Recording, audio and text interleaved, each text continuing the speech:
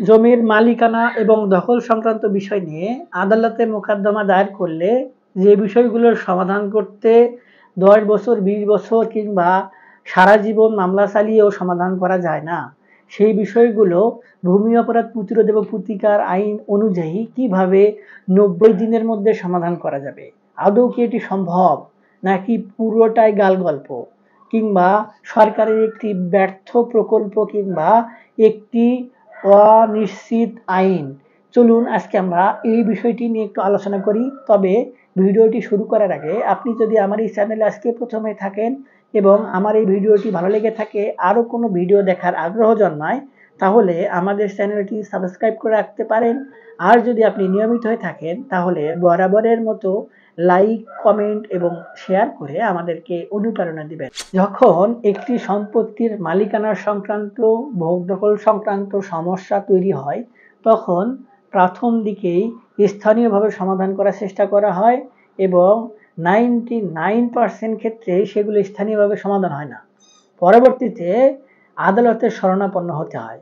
আদালতে গেলে একটি মামলা যখন শুরু হয়, সেই মামলাটি কিন্তু শেষ হতে হতে ১০ বছর, ২০ বছর পর্যন্ত সময় লেগে যায়।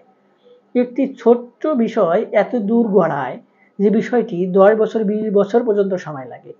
সেই বিষয়টি ভূমি অপরাধ প্রতিরোধ এবং প্রতিকার আইন বলছে ৯০ দিনের মধ্যে সমাধান করে দেওয়া হবে। তাহলে এই আদালত কি জন্য এই ৯০ দিন কেন ১ বছরের মধ্যে সমাধান করে দিতে পারে না? তাহলে ভূমি অপরাধ প্রতিরোধ এবং প্রতিকার আইনে কি ম্যাজিক দেখানো হয়েছে, যার কারণে এই বিষয়গুলো আদালত যেভাবে সমাধান করতে পারে না, সেই বিষয়গুলো এই ভূমি অপরাধ প্রতিরোধ এবং প্রতিকার আইন দ্বারা সমাধান হবে? দেখুন, আদালতের বিষয়টি হচ্ছে এমন যে সেটি যখন সমাধান করতে যায়, যখন কোনো একজন ব্যক্তি একটি ডকুমেন্ট আদালতে সাবমিট করে যে এই ডকুমেন্টটি কিংবা এই কারণে আমি এই সম্পত্তির মালিকানা লাভ করার সুযোগ রাখি, তখন আদালত সেই ডকুমেন্টটি যাচাই বাছাই করার জন্য কিছু পদক্ষেপ গ্রহণ করে। প্রথমেই যখনই মামলা এখতিয়ারভুক্ত হয়, তখন ওই মামলার বিবাদীকে তাকে একটি সমন পাঠানো হয়। সমনে তাকে বলা হয়, আপনি আপনার এই সকল সম্পত্তির অনুকূলে যত ডকুমেন্ট আছে সেগুলো নিয়ে আদালতে শরণাপন্ন হন। তখন ওই মামলার বিবাদী সকল ডকুমেন্ট নিয়ে এসে আদালতে শরণাপন্ন হয়। আদালত এই দুই পক্ষের যত ডকুমেন্ট রয়েছে সেই ডকুমেন্টগুলোকে যাচাই বাছাই করার জন্য এসিল্যান্ড অফিসে প্রেরণ করেন। এসিল্যান্ড অফিস সেই বিষয়গুলো যাচাই বাছাই করার জন্য কিছু সময় নেন। এর মাঝে আদালত একটি ডেট দেন যে এই ডেটে এই মামলার বিষয়বস্তু নিয়ে পুনরায় আলোচনা করা হবে।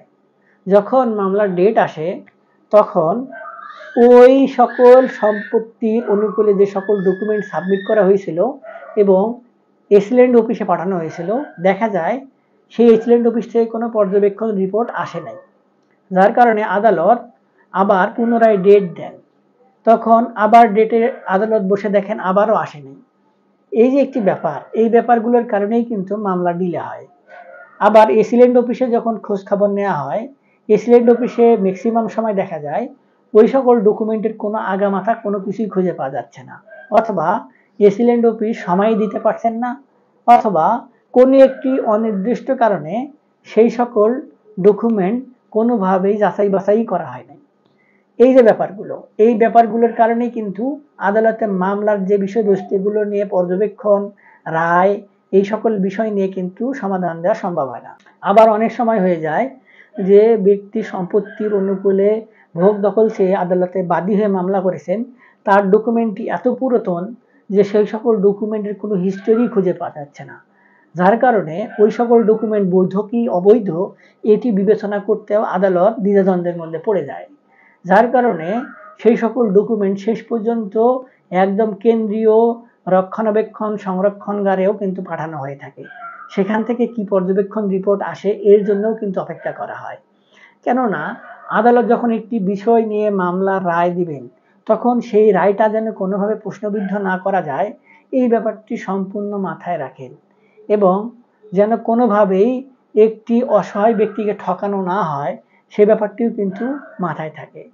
এটি ভাবার কোনো সুযোগ নেই যে আপনি আদালতে টাকা পয়সা খরচ করে আপনার পক্ষে রায় নিয়ে আসবেন, এবং এর কারণেই কিন্তু আদালতের সর্বশেষ আশ্রয়স্থল হিসেবে মানুষ শরণাপন্ন হয়। এই যে একটি ব্যাপার, এই ব্যাপারের কারণেই দীর্ঘ সময় লেগে যায়। আরেকটি ব্যাপার থাকে, যারা মামলার বিবাদী তারা অনেক সময় উকিলকে কিছু পরিমাণে টাকা পয়সা দিয়ে তারা মামলার ডেটে হাজিরা দিতে দেয় না, এবং হাজিরা না দিয়ে বিভিন্ন টালবাহানা কারণ দেখিয়ে মামলার পরবর্তী ডেট নেওয়া হয়, কিংবা ডকুমেন্ট সাবমিট করা হয় না, ডকুমেন্ট সাবমিট করতে ডিলে করা হয়। এই যে ব্যাপারগুলো, এগুলো কিন্তু আমরা কম বেশি সবাই জানি, যার কারণেই এই মামলার বিষয়বস্তুর উপর ভিত্তি করে পর্যবেক্ষণ কিংবা রায় দিতে এত সময় লেগে যায়। মামলার রায় শেষ পর্যন্ত হয়, দেখা যায় মামলার বাদী কিংবা বিবাদী কেউ জীবিত নেই। এখন এই যদি পরিস্থিতি হয়, এর কারণে মামলা জট কিন্তু ধীরে ধীরে বেড়েই চলেছে। এই জন্যই কিন্তু ভূমি অপরাধ প্রতিরোধ এবং প্রতিকার আইনে একটি বিকল্প পদ্ধতি রাখা হয়েছে, এবং যেটাতে বলা হচ্ছে 90 দিনের মধ্যেই এই সকল বিষয়বস্তু আদালতে না গিয়ে সমাধান করার সুযোগ রয়েছে। এবং কিভাবে? এই যে আদালতের যে বিষয়বস্তু, এই বিষয়বস্তুর উপর ভিত্তি করে যেন আদালতে মামলা মোকদ্দমা না হয়, সেই জন্য ডিসি মহোদয়গণকে একটি বিশেষ ক্ষমতা প্রদান করা হয়েছে।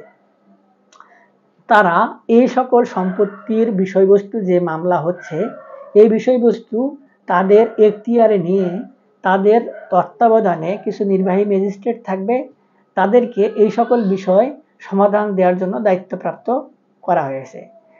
তারা এই সকল সম্পত্তির বিষয়বস্তু বিচার বিশ্লেষণ করবেন, অর্থাৎ সম্পত্তির যখন কোনো মালিক দাবি করবেন, তখন তারা ডিসি অফিসে গিয়ে একটি আবেদন করবেন, তাদের সকল ডকুমেন্ট জমা দিবেন, এবং সকল ডকুমেন্ট জমা দেওয়ার ফলে নির্বাহী ম্যাজিস্ট্রেটগণকে ডিসি মহোদয় দায়িত্ব প্রদান করবেন।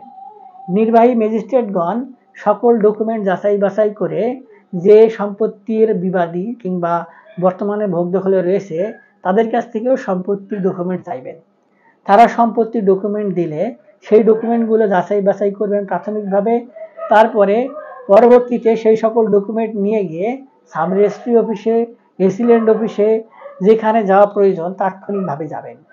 এবং নির্বাহী ম্যাজিস্ট্রেটগণকে কিন্তু সেই পাওয়ার দেওয়া রয়েছে, তারা ইচ্ছা করলেই যে কোনো জায়গায় গিয়ে তাৎক্ষণিক যে কোনো ডকুমেন্ট চাইতে পারবেন, যে কোনো ব্যক্তিকে জিজ্ঞাসাবাদ করতে পারবেন, এবং রাষ্ট্রের সকল কর্মকর্তা কর্মচারী তাদের আয়ত্তাধীন থেকে তাদেরকে সকল ডকুমেন্ট কিংবা জবাবদিহিতার আওতায় এসে নির্বাহী ম্যাজিস্ট্রেটগণকে জবাব দিতে কিংবা তাদের প্রশ্নের উত্তর দিতে বাধ্য। এবং আদালতে যে বিষয়গুলো সমন পাঠিয়ে তদারকি করে সম্ভব হয় না, সেগুলো নির্বাহী ম্যাজিস্ট্রেট কিন্তু একদিনের মধ্যে পর্যায়ক্রমে 1 ঘন্টার মধ্যে সমাধান করে দিতে পারবেন। এবং নির্বাহী ম্যাজিস্ট্রেটগণ কিন্তু সরজমিনে গিয়ে আশেপাশের তল্লাশি করে, আশেপাশের পরিবেশ বিশ্লেষণ করে, সাক্ষীর বিশ্লেষণ করে এই বিষয়গুলোর একটি সিদ্ধান্তে আসতে পারবেন যে আসলেই সম্পত্তির মালিককে, এবং যারা ভোগ দখলে রয়েছেন তারা আসলে সম্পত্তির অরিজিনাল মালিক কিনা, তারা কিভাবে সম্পত্তিতে ভোগ দখলে আসলেন। এই যে পরিস্থিতি, এই পরিস্থিতির উপর ভিত্তি করবে নির্বাহী ম্যাজিস্ট্রেটগণ কিন্তু একটি পর্যবেক্ষণ রিপোর্ট দিবেন, এবং পর্যবেক্ষণ রিপোর্টের উপর ভিত্তি করে 90 দিনের মধ্যেই তাদের পর্যবেক্ষণের যে রিপোর্ট, এগুলো ডিসি মহোদয়গণকে প্রেরণ করবেন।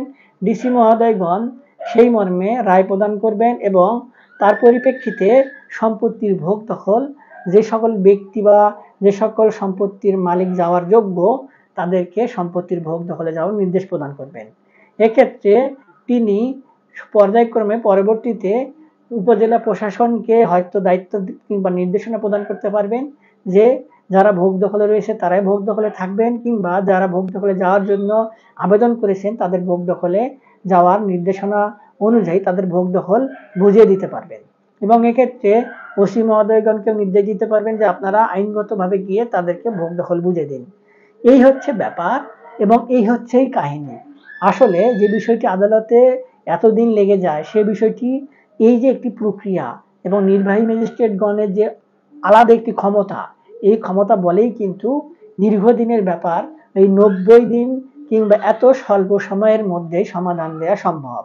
তাছাড়া কিন্তু আলাদা কোনো ম্যাজিক নেই। এবং এই বিষয়টির জন্যই কিন্তু, এবং এই কারণটির জন্যই কিন্তু এই ভূমি অপরাধ প্রতিরোধ এবং প্রতিকার আইন এতভাবে আলোচিত।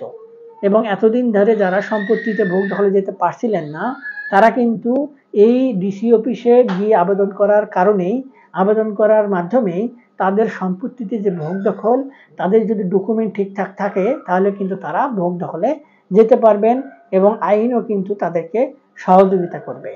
আশা করি আপনারা বিষয়টি বুঝতে পেরেছেন। তারপরে যদি আপনাদের কোনো সংশয় থাকে কিংবা কোনো ধরনের পদক্ষেপ গ্রহণ করতে চান, তাহলে আপনারা একজন ভালো আইনজীবীর সঙ্গে পরামর্শ করতে পারেন অথবা আমাদের থেকে পরামর্শ নিতে পারেন। সেক্ষেত্রে আমাদের ভিডিওর নিচে কমেন্ট বক্স রয়েছে, সেখানে কমেন্টস করবেন, আমরা আপনাদের সহযোগিতা করার চেষ্টা করব। আজকে এ পর্যন্তই, দেখা হবে সামনে নতুন কোনো ভিডিওতে। ততদিন পর্যন্ত ভালো থাকবেন।